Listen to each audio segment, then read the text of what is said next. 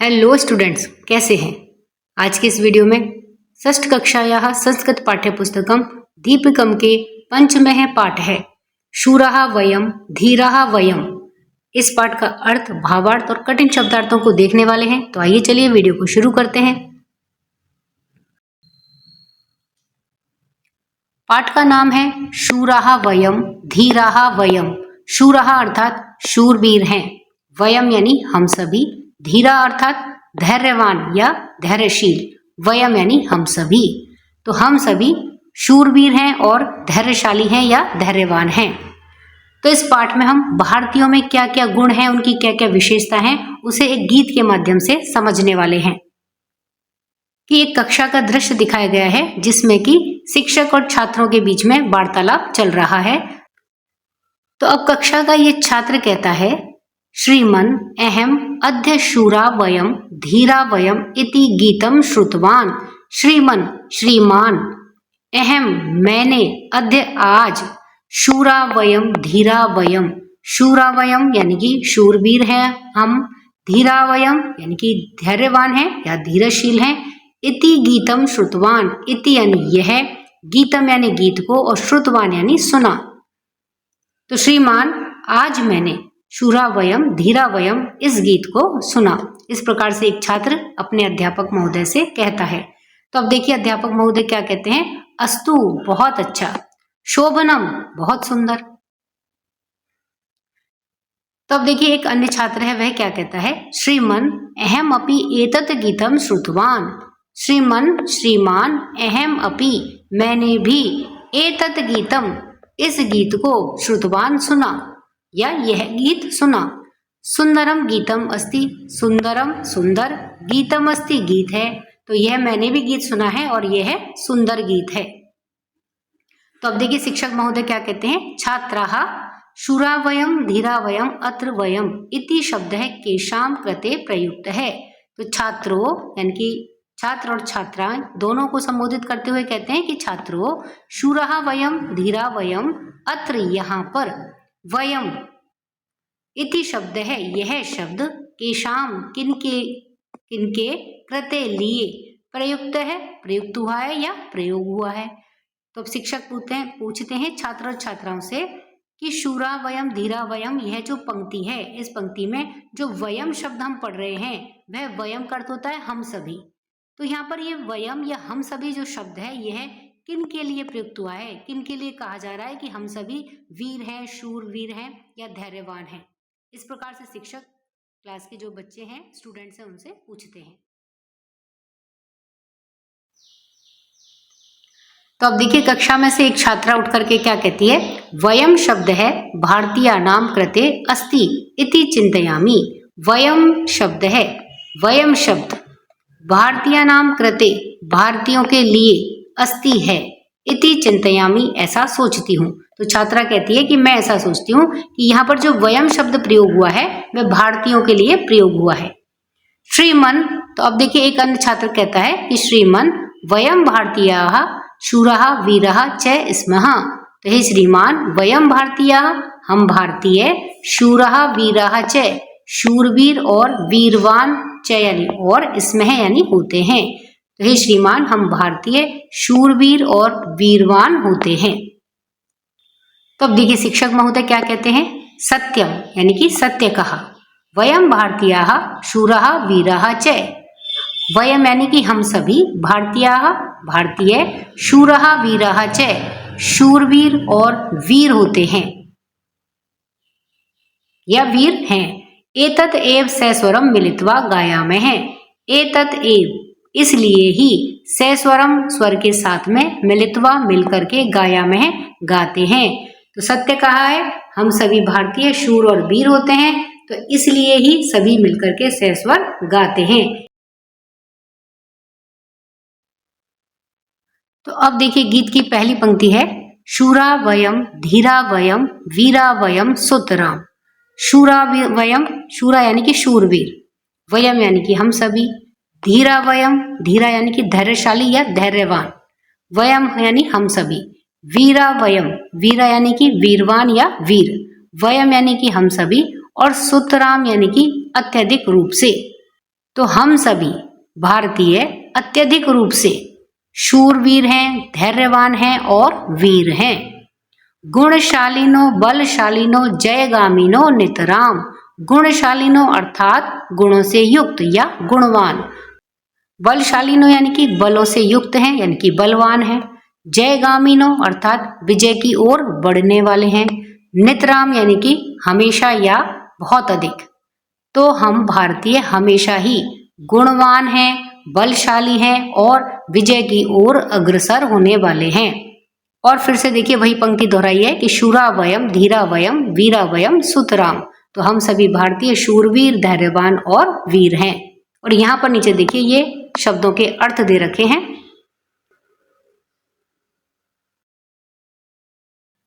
अब देखिए दूसरी पंक्ति है, दृढ़ मानसा गत लालसा प्रिय साहसा सततम। दृढ़ मानसा अर्थात दृढ़ मन वाले यानी कि दृढ़ निश्चय करने वाले, जो मन में एक बार ठान लेते हैं उसे पूरा करके ही छोड़ते हैं, तो इस प्रकार की मनोवृत्ति वाले। गत लालसा, गत यानी छोड़ दिया है या निकल गई है, लालसा अर्थात लोभ या लालच, तो लोभ या लालच से रहित। प्रिय साहसा अर्थात साहस प्रिय, साहसिक कार्य करने हमें अच्छे लगते हैं, तो इस प्रकार से हम साहस प्रिय हैं। सततम यानी कि हमेशा, लगातार। तो हम भारतीय हमेशा ही दृढ़ मन वाले या दृढ़ इच्छा शक्ति वाले, लालच से रहित और साहसिक कार्यों को करने वाले या जिनको साहसिक कार्य अच्छे लगते हैं, इस प्रकार के हम भारतीय हैं। जन सेवका अति भावुका शुभ चिंतका नियतम। जन सेवका अर्थात लोगों की सेवा करने वाले हैं। अति भावुका अत्यंत ही भावुक है यानी कि हम अत्यंत ही संवेदनशील हैं। शुभ चिंतका शुभ चिंतन करने वाले हैं यानी कि हम सबका भला सोचने वाले हैं, सबके कल्याण के विषय में सोचने वाले हैं। नियतम यानी कि हमेशा या निश्चय पूर्वक। तो हम निश्चय ही भारतीय लोगों की सेवा करने वाले, अत्यंत ही भावुक, अत्यंत ही संवेदनशील और शुभ विचार करने वाले या सबका भला सोचने वाले हैं। शूरा वयम धीरा वयम वीरा वयम सुतराम। तो इस प्रकार से हम सभी भारतीय शूरवीर, धैर्यवान और वीर हैं।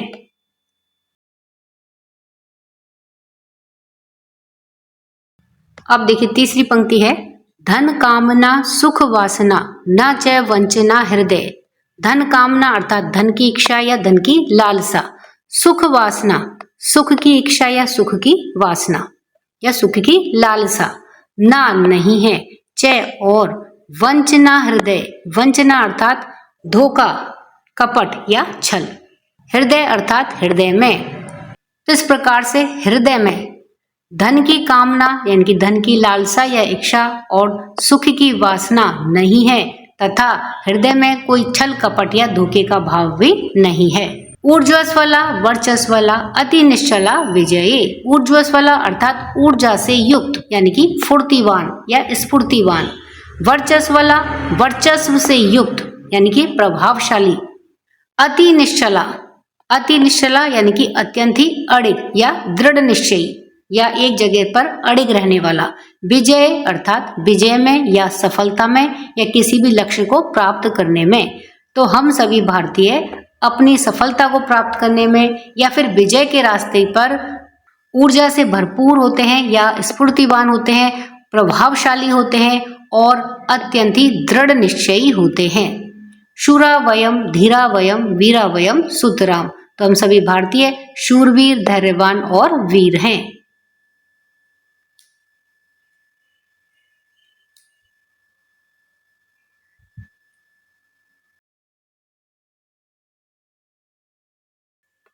अब देखिए चौथी पंक्ति, गत भीतयो धृत नीतयो दृढ़ शक्तयो निखिला। गत भीतयो अर्थात डर से रहित यानी कि निर्भय। धृत नीतयो यानी कि नीतिवान। दृढ़ शक्तयो दृढ़ शक्ति वाले और निखिला यानी कि संपूर्ण। तो हम सभी भारतीय डर से रहित यानी कि निर्भय, नीतिवान और दृढ़ शक्ति वाले हैं। यामो वयम सम्रांगणम विजयार्थिनो बालाः। यामो अर्थात जाते हैं, वयम यानी कि हम सभी, समरांगणम समर के आंगन में यानी कि युद्ध के क्षेत्र में। तो युद्ध के क्षेत्र से क्या तात्पर्य है?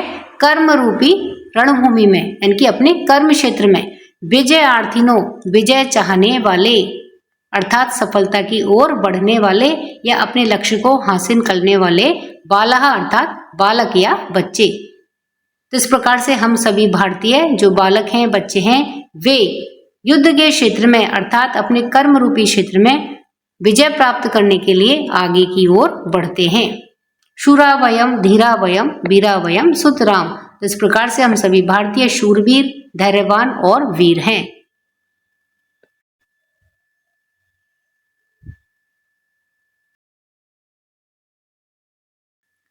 अब देखिए पांचवी और अंतिम पंक्ति है, जगदीश हे परमेश हे सकलेश हे भगवान। जगदीश हे अर्थात हे जगत के स्वामी, परमेश हे परम ईश्वर अर्थात हे परमेश्वर, सकलेश हे भगवान, हे सृष्टि के स्वामी या हे सृष्टि के ईश्वर। जय मंगलम परमोज्वलम नो देहि परमात्मन। जय मंगलम अर्थात मंगलमयी विजय दे, परमोज्वलम अर्थात परम प्लस उज्जवल यानी कि अत्यंत ही गौरवशाली, अत्यंत ही उज्जवल। नो यानी कि हमें या हमको, देही यानी दीजिए, परमात्मन अर्थात परमात्मा। तो हे परमात्मा हमें विजयकारी या मंगलमयी जय दीजिए और जो अत्यंत ही कल्याणकारी या उज्जवल या गौरवशाली हमें इस प्रकार की जय दीजिए या उस पद पर हमें अग्रसर कीजिए। शूरा वयम, धीरा वयम, वीरा वयम, सुतराम। तो हम सभी भारतीय शूरवीर हैं, धैर्यवान हैं और वीर हैं। वयम शब्दार्थान जानी में है, हम शब्दों के अर्थ को जानते हैं।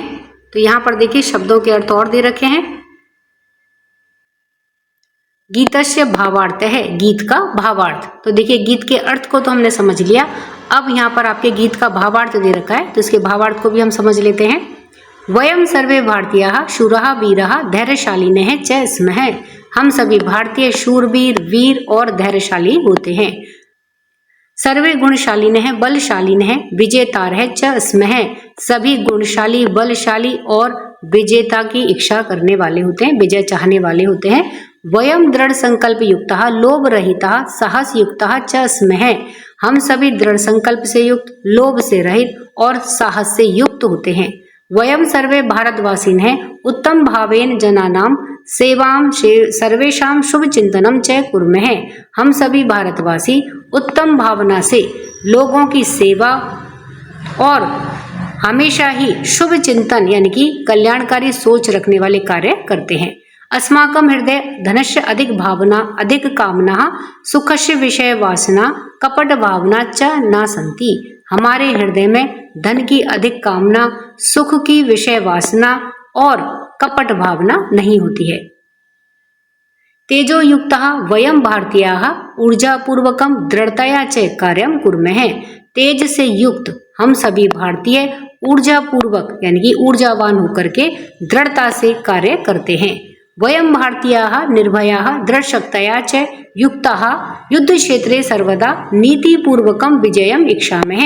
हम सभी भारतीय निर्भय, दृढ़ शक्ति से युक्त और युद्ध के क्षेत्र में हमेशा ही नीति पूर्वक विजय की इच्छा रखते हैं, यानी कि अनीति से हमें कुछ भी जय नहीं चाहिए, हम नीति पूर्वक विजय की इच्छा रखते हैं।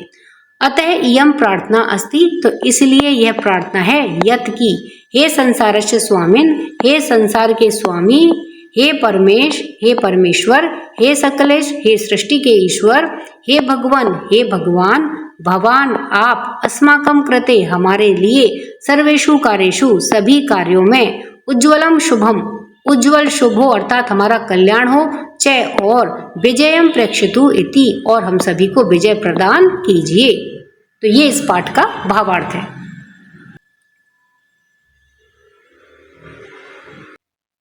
अवधेयांश है, अवधेयांश है अर्थात जानने योग्य महत्वपूर्ण अंश।